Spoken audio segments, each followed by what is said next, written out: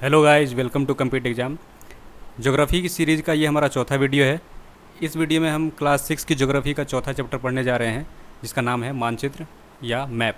हम एक एक करके क्लास 6 की ज्योग्राफी का सारा टॉपिक कवर करेंगे।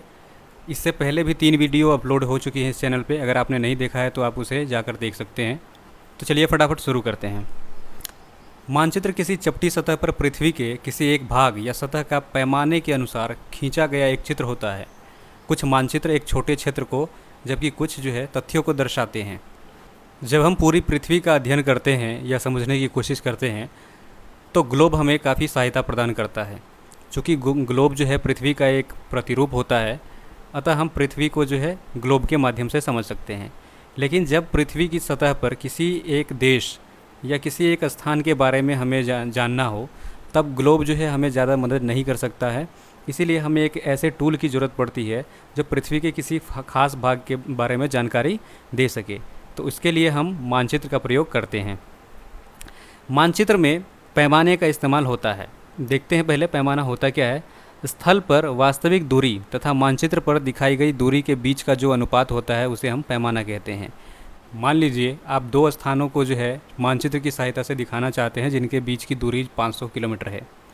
तो 500 किलोमीटर की दूरी को दिखाने के लिए आप किसी चपटी सतह का प्रयोग करेंगे। मान लीजिए वो आप कोई किसी दीवार या कागज़ के टुकड़े पर उसको दिखाना चाहते हैं। क्या ऐसा पॉसिबल है कि आप 500 किलोमीटर की दीवार या फिर कागज़ का टुकड़ा लेकर आएँ और उस पर एक एक चीज़ को दिखाएँ? जी नहीं, ऐसा पॉसिबल नहीं है। तो हम क्या करेंगे, 500 किलोमीटर की दूरी को हम बहुत ही छोटे भाग, मान लीजिए कागज़ पर हम दिखाना चाहते हैं, उस पर दिखाएंगे। तब हमें क्या करना पड़ेगा, तब हमें पैमाने की ज़रूरत पड़ती है। हम बड़ी दूरी को दिखाने के लिए छोटी दूरी का इस्तेमाल करते हैं। मान लीजिए आपने 5 सेंटीमीटर के कागज़ पर 500 किलोमीटर की दूरी को दिखाना चाहते हैं, तो वो 5 सेंटीमीटर वो वास्तविक दूरी 500 किलोमीटर को रिप्रेजेंट करेगा। इसे ही हम पैमाना या स्केल कहते हैं। जब बहुत से मानचित्रों को एक साथ रखते हैं, उनका एक हम बुक तैयार कर लेते हैं, तो उसे एटलस कहा जाता है। तो इस तरीके से हम कह सकते हैं कि एटलस वो कई सारे मानचित्रों का एक कलेक्शन होता है, एक संग्रह होता है। मानचित्र कई प्रकार के होते हैं। आइए देखते हैं कौन कौन से हैं। पहला है भौतिक मानचित्र। इसको हम इंग्लिश में फिजिकल और रिलीफ मैप बोलते हैं। ये ऐसे मानचित्र होते हैं जो पृथ्वी की आकृतियों जैसे कि पर्वत, पठार, मैदान, नदी, महासागर इत्यादि को दर्शाते हैं। इन्हें हम भौतिक या उच्चावच मानचित्र भी कहते हैं। तो इस मानचित्र में आप देखिए, यहाँ पर आप देख सकते हैं, इस मानचित्र में ये ऊपर का जो हिस्सा देख रहे हैं, यहाँ पर ये जो बिल्कुल ब्राउन कलर का जो हिस्सा है, ये एक्चुअली पर्वत या पहाड़ को दर्शाते हैं। साथ ही साथ जब आप नीचे की तरफ नीचे वाले हिस्से को देखिए, यहाँ पर ये जो आप लाइन देख रहे हैं, ये पतली पतली जो लाइनें हैं, ये नदियाँ हैं, ये नदियों को दिखा रहा है। ये जो हरा हरा भाग आप देख रहे हैं, ये मैदानी इलाके हैं। बीच वाला हिस्सा जो आप देख रहे हैं, ये पठार को दर्शाता है। तो आप देख सकते हैं जो भौतिक मानचित्र होता है वो पृथ्वी की आकृति को दिखाता है। अगला मानचित्र है हमारा राजनीतिक मानचित्र या फिर पॉलिटिकल मैप बोलते हैं इंग्लिश में। ऐसे मानचित्र राज्यों, नगरों, शहरों तथा गांवों और विश्व के विभिन्न देशों और राज्यों को दिखाते हैं। साथ ही साथ वो उनकी सीमाओं को भी दिखाते हैं। इस मानचित्र में देखिए, यहाँ पर आप देख सकते हैं, ये वाला जो मानचित्र आप देख रहे हैं लेफ़्ट साइड में, ये भौतिक मानचित्र है। ये भारत का मानचित्र है। ये भारत की सीमा, ये देख सकते हैं यहाँ पे, ये भारत की जो सीमा है जो दूसरे देशों के साथ लगती है उसको दिखा रहा है। साथ ही साथ ये भारत के में स्थित जो राज्य हैं, ये उनकी सीमाओं को भी यहाँ से दिखा रहा है, उनकी जो बाउंड्रीज है उनको दिखा रहा है। तो इस तरह की जानकारी प्रदान करने वाला जो मानचित्र होता है उसे हम राजनीतिक मानचित्र या फिर पॉलिटिकल मैप के नाम से जानते हैं। एक और तरह का मानचित्र होता है जिसे हम थीमेटिक मानचित्र के नाम से जानते हैं। ये ऐसे मानचित्र होते हैं जो हमें विशेष प्रकार की जानकारियाँ प्रदान करते हैं। जैसे अगर आपको जानना हो कि भारत में किन किन हिस्सों में ज़्यादा वर्षा होती है, या फिर आपको पता हो कि किन हिस्सों पर ज़्यादा वन है, कहाँ पर उद्योग हैं, भारत के किन किन हिस्सों से कौन कौन सी सड़क गुजरती है, तो इस तरह की जानकारी प्रदान करने वाले मानचित्रों को हम थीमेटिक मानचित्र के नाम से जानते हैं। यहाँ पर देखिए, इस चित्र में जो राइट साइड में जो आप मानचित्र देख रहे हैं, ये थीमेटिक मानचित्र है। ये वाला जो मानचित्र है, ये भारत में उत्पादन होने वाले विभिन्न जो खाद्यान्न होते हैं, खाद्यान्न फसल हैं, उसकी जानकारी दे रहा है। यहाँ पर आप देख सकते हैं, ये जो ग्रीन कलर का जो पार्ट है यहाँ पर ये वाला हिस्सा दिखा रहा है कि भारत में किन किन राज्यों में किन किन जगहों पर जंगल हैं। साथ ही साथ आप ये जो ऑरेंज कलर का जो इलाका देख रहे हैं ये हमें बताते हैं कि बाजरे की खेती कहाँ कहाँ होती है। पीला वाला जो हिस्सा है ये हमें दिखाता है कि ज्वार की खेती कहाँ कहाँ होती है। ये वाला जो हिस्सा देख रहे हैं ये जो है चावल के उत्पादन को दिखाता है। किसी भी मानचित्र को बनाने के लिए हमें 3 चीज़ों की ज़रूरत पड़ती है: दूरी, दिशा एवं प्रतीक। इन्हें मानचित्र के घटक कहते हैं। मानचित्र पर 2 स्थानों के बीच की दूरी को दिखाने के लिए हम पैमाना इस्तेमाल करते हैं, क्योंकि हम धरती पर 2 स्थानों के बीच लंबी दूरी को एक छोटी दूरी के द्वारा दिखाना चाहते हैं। दिशा, जब तक हमें पता नहीं चलेगा कि कौन सी जगह किस जगह के किस तरफ है तो हम कैसे पता लगाएंगे। तो हम चीज़ों को दिखाने के लिए दूरी के साथ साथ दिशाओं का भी प्रयोग करते हैं। मानचित्रों पर दिशा को दर्शाने के लिए तीर के निशान बने होते हैं। ऊपर की तरफ तीर का निशान उत्तर दिशा को दर्शाता है। मुख्य रूप से 4 दिशाएं होती हैं: उत्तर, दक्षिण, पूर्व, पश्चिम। लेकिन इनके साथ साथ कुछ अन्य दिशाएं भी होती हैं, जैसे उत्तर और पूर्व के बीच का जो हिस्सा है उन्हें हम उत्तर पूर्व दिशा के नाम से जानते हैं। दक्षिण और पूर्व के बीच की जो बीच की दिशा है उसे हम दक्षिण पूर्व के नाम से जानते हैं। इसी तरह दक्षिण पश्चिम और उत्तर पश्चिम। 4 मुख्य दिशाएं उत्तर, दक्षिण, पूर्व, पश्चिम को हम प्रधान दिग बिंदु या कोऑर्डिनल पॉइंट्स के नाम से भी जानते हैं। इस इमेज में देखिए ये एक मानचित्र है, यहाँ पर आप देख सकते हैं। और इसके नीचे आप देखिए ये जो आपको रेखाएं खींची हुई हैं यहाँ पर, ये देख सकते हैं।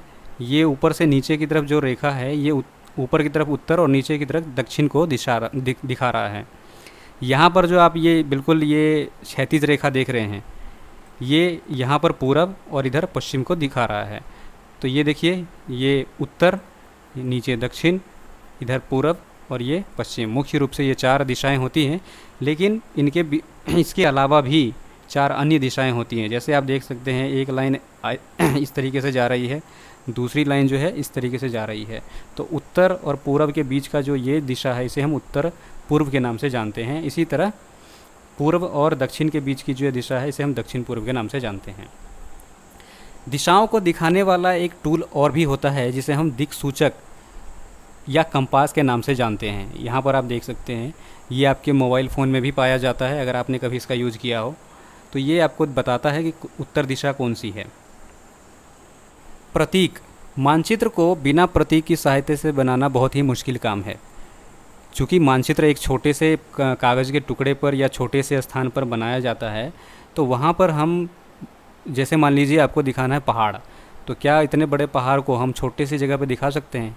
नहीं दिखा सकते। सड़क को दिखाना है तो क्या हम इतनी बड़ी सड़क को उस छोटे से कागज़ पर दिखा सकते हैं?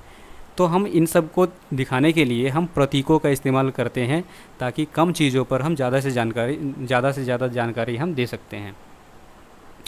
किसी भी मानचित्र का तीसरा ये प्रमुख घटक होता है। मानचित्रों पर किसी भी चीज़ के वास्तविक आकार एवं प्रकार को दिखाना पॉसिबल नहीं होता है। इन्हें हम निश्चित अक्षरों, छायाओं, रंगों, चित्रों तथा रेखाओं का उपयोग करके दिखा सकते हैं, जिन्हें प्रतीक कहते हैं।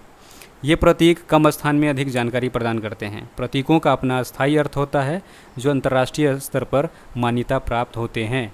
इन्हें रूढ़ प्रतीक कहते हैं। अब मान लीजिए आप किसी ऐसे देश का मानचित्र देखना चाह रहे हैं जिस देश की भाषा आपको नहीं पता है।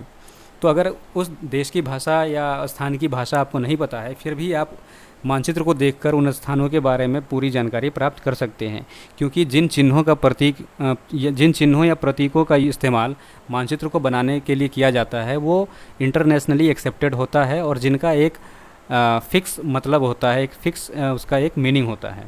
जैसे आप इसमें देखिए, यहाँ जो ये आप प्रतीक देख रहे हैं ये पेड़ या फिर वन को, फॉरेस्ट को दिखाने के लिए होता है। तो आप किसी भी देश के मानचित्र को देखेंगे तो इस तरह का चित्र जहाँ भी होगा इसका मतलब है कि ये पेड़ को दिखा रहे हैं या वनों को दिखा रहे हैं। ये वाला जो देख रहे हैं ये घास को बनाने के लिए यूज होता है। यहाँ जो आप देख सकते हैं ये लाल लाल, ये बस्तियों को दिखाने के लिए इस्तेमाल होता है और ये इस तरीका का जो प्रतीक है ये कब्रिस्तान को दिखाते हैं। तो आप किसी भी स्थान के मानचित्र को देखकर वहाँ के बारे में पता लगा सकते हैं। मानचित्रों के बाद अब हम देखते हैं रेखा चित्र, जिसे इंग्लिश में स्केच बोलते हैं। एक ऐसा मानचित्र जो किसी बिना पैमाने के बनाया जाता हो, यानी कह सकते हैं कि रेखा चित्र एक ऐसा मानचित्र होता है जिसमें हम पैमाने का इस्तेमाल नहीं करते हैं। ये याददाश्त और स्थायी प्रेक्षण के आधार पर बनाए जाते हैं। मान लीजिए आप अपने घर से स्कूल का जो रास्ता है उसे आप दिखाना चाहते हैं, तो आपने जो है पेपर उठाया और अपने घर से स्कूल तक का रास्ता बनाया। वहाँ पर रास्ते में आने वाली जो चीज़ें हैं उनको भी दिखाना चाहते हैं, कहाँ पर पेड़ है, कहाँ पर मैदान है, कहाँ पर नदी है, कहाँ पर चौक है, बस्तियाँ हैं। लेकिन ये किसी पैमाने के अनुसार नहीं है, मतलब उन जगहों, आपके मानचित्र पर जो जगह है उनके बीच की दूरी किसी वास्तविक दूरी को रिप्रेजेंट नहीं करते हैं। तो इस तरह के जो मानचित्र बनाए जाते हैं उन्हें हम रेखा चित्र के नाम से जानते हैं। एक और तरह का जो है वो चित्र होता है जिसे हम खाका या नक्शा के नाम से जानते हैं। ये बेहद ही छोटे क्षेत्र को बड़े पैमाने पर दिखाने के लिए बनाया जाता है। कि मान लीजिए आप घर बना रहे हैं और आपको दिखाना है कि जो है आपके घर में कितने कमरे होंगे और कौन सा कमरा कहाँ पर होगा, उसका कितना आकार होगा, कितनी लंबाई कितनी चौड़ाई होगी। तो इस तरीके का जो आप नक्शा खींचते हैं, जो पेपर पर आप जो है रेखा चित्र खींचते हैं, उन्हें हम खाका कहते हैं। उम्मीद है ये वीडियो आपको पसंद आया होगा। वीडियो पसंद आए तो लाइक कीजिए, शेयर कीजिए, हमारे चैनल को सब्सक्राइब कर लीजिए, साथ ही साथ बेल आइकन को प्रेस कर दीजिए ताकि कोई भी वीडियो आप मिस ना करें। अगर आप कुछ पूछना चाहते हैं या कुछ सुझाव देना चाहते हैं तो कमेंट सेक्शन में लिख सकते हैं। मिलते हैं अगले वीडियो में।